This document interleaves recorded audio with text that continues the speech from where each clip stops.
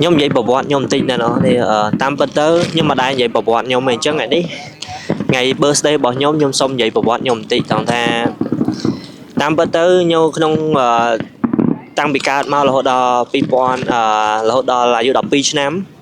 cứ mạng nhóm bạn slap đời xa tại con mi chừng ngư mà hai định bẻ đồ chân tới được na nhóm tăng pi nhưng mà vô đó đọc pi năm hồi đó lỡ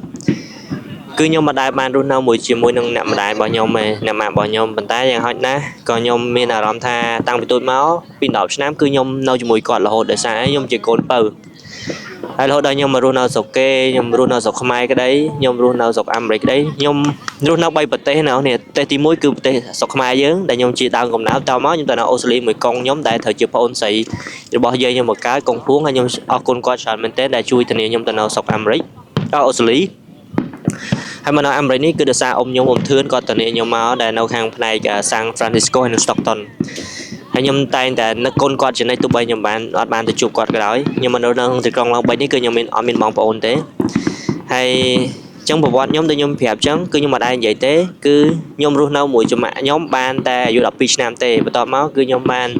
ដាច់តម្លៃរស់នៅជាខ្លួនឯងរហូតដល់សពថ្ងៃអញ្ចឹងដូច្នេះខ្ញុំអាចនិយាយថាខ្ញុំជីវិតខ្ញុំឯករាជ្យដូចជាឯករាជ្យអញ្ចឹងបាន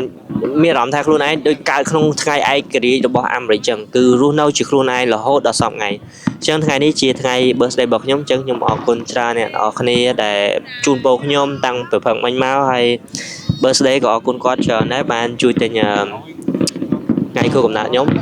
ហើយអរគុណច្រើនអ្នកនរគ្នា Happy birthday to Nat Campbell Vlog July 4 Peace ចឹងខ្ញុំផ្លុំណា1 2 3 Woo! Thank you July 4 thank you guys thank you